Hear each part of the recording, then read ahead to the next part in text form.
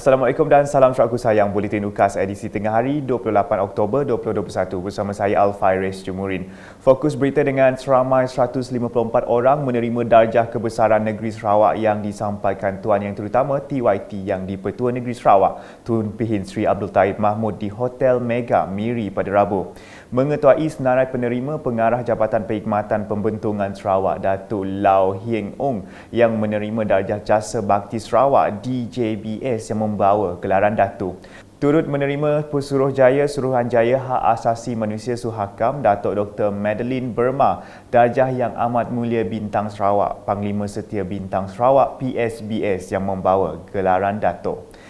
Sementara itu, seramai 7 orang menerima darjah Yang Amat Mulia Bintang Sarawak Pegawai Bintang Sarawak PBS yang diketuai Kaunselor Ko Tek Wan, manakala bagi darjah utama Yang Amat Mulia Bintang Kenyalang Sarawak Pegawai Bintang Kenyalang PBK menyaksikan seramai 10 penerima yang diketuai Kapten Clarence Ruman.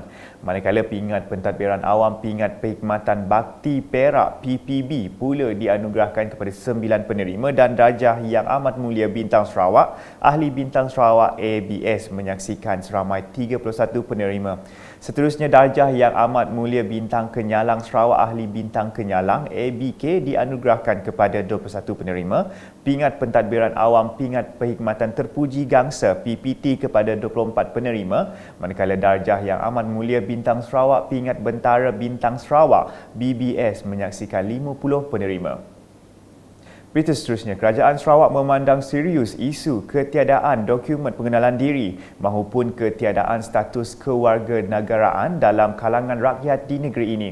Menteri Kebajikan Kesejahteraan Komuniti Wanita Keluarga dan Pembangunan Kanak-kanak Datuk Seri Fatimah Abdullah berkata, dokumen pengenalan diri amat diperlukan terutama sekali dalam urusan rasmi kerajaan. Sehubungan itu, beliau menegaskan supaya setiap kelahiran mesti didaftarkan oleh ibu bapa bagi mengelak timbulnya masalah lain di masa akan datang. Kita tidak mahu masalah tidak mendaftarkan anak-anak ini, kelahiran anak-anak, menyebabkan anak-anak tiada sijil lahir, menyebabkan anak-anak tidak dapat ke sekolah, bila besar jadi ada masalah lain lagi. Jadi there's that chain of issues daripada mak sampai ke anak.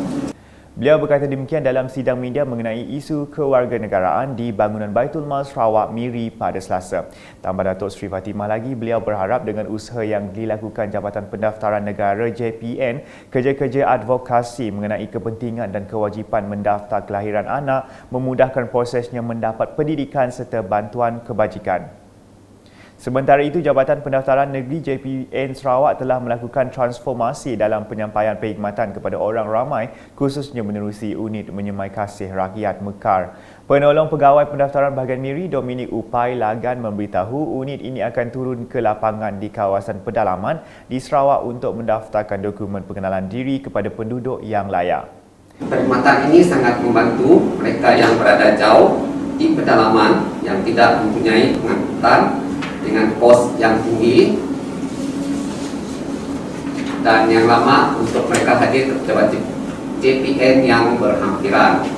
Dalam usaha JPNS untuk memberikan perkhidmatan tanpa sempadan ini, sudah pasti unit Mekar kekal relevan walaupun menghadapi berbagai cabaran yang sukar. Dominic menambah unit Mekar JPN Sarawak telah memiliki 2 buah bas bergerak yang mana salah satu bas ini dilengkapi dengan teknologi yang canggih, sistem IJPN dan turut dilengkapi dengan mesin cetakan MyCard dalam bas. Bas ini juga dilengkapi dengan bilik kawalan server sendiri, kaunter dan peralatan operasi yang lengkap seperti di pejabat.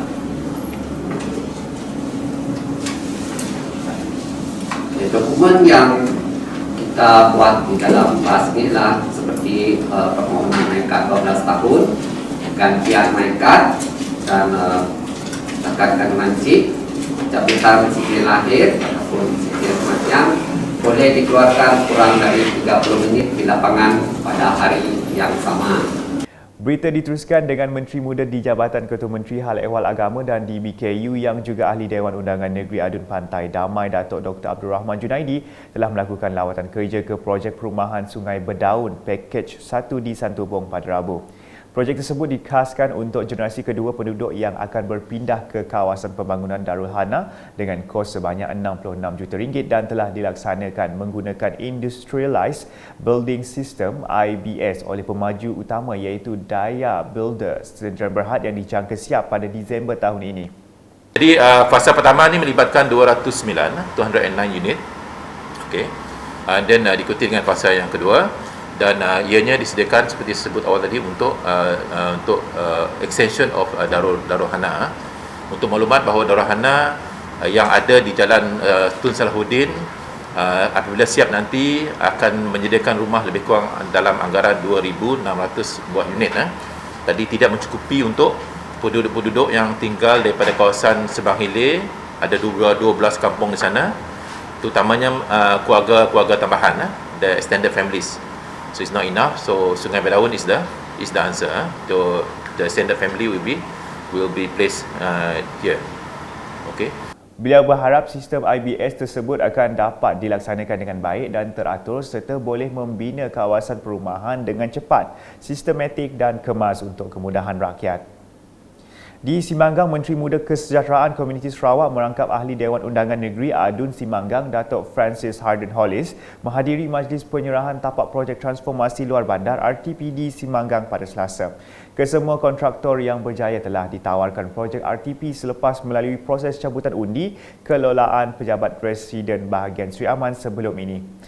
Antara kontraktor-kontraktor yang berjaya ditawarkan kontrak RTP ialah Nurjaya Trading Company menaik taraf pagar dan tapak letak kereta Masjid Al-Amin Srijaya, Mars Enterprise menaik taraf Balai Raya Rumah Licang Kampung Entawa Undop, Meriam Enterprise membina baru Jalan Kubur dan bina baru pondok di perkuburan Kampung Klasen Undop Sri Aman. Selain itu, syarikat Anas menaik taraf jalan menuju ke Tanah Perkuburan Kristian Anglican, Batangsan, Lepong Simpai dan EU Binajaya Enterprise membina baru jalan simen menuju ke Pengkalan Mandi di Rumah John Cendang, Sengkuang, Ili. Seterusnya pula, Ahli Dewan Undangan Negeri ADUN Bukit Semuja John Ilus turun padang bagi menyampaikan cek projek kecil luar bandar MRP kepada 23 penerima di Berambih Center Rancan pada Rabu.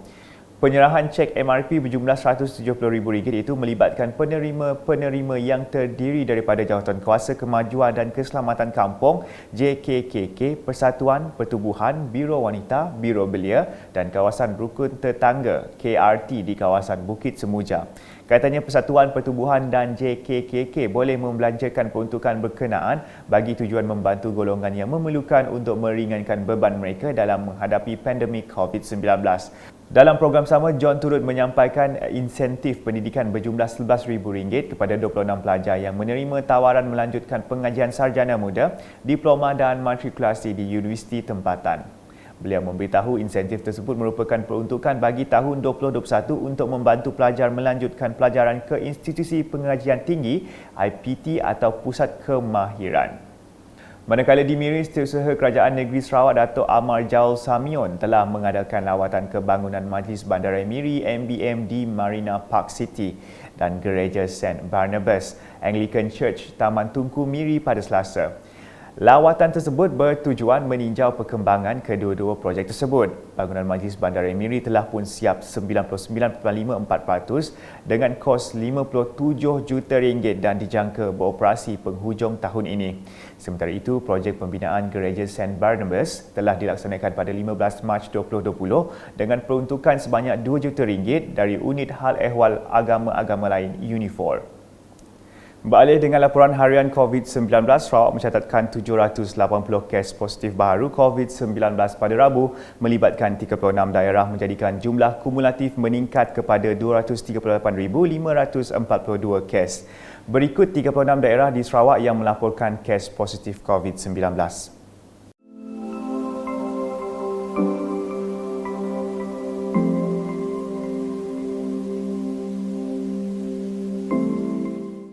Dalam pada itu, Jawatan Kuasa Pengurusan Bencana Negeri JPBN Sarawak menerusi kenyataan media memaklumkan 768 kes baharu dalam kategori 1 dan 2, manakala 12 kes dalam kategori 3, 4 dan 5.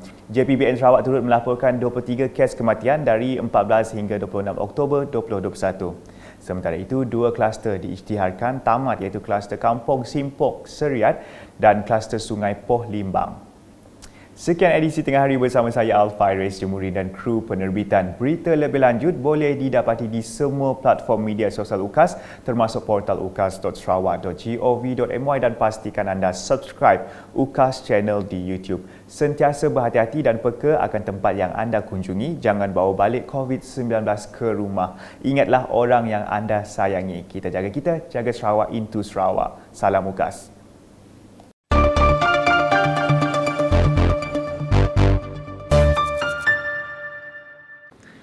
I would strongly advise those planning to return to their villages and longhouses in the interior to take strictest precaution in doing so, because we have noticed a lot of the cases in the interior is being imported from the urban area. So when you go back, please take care.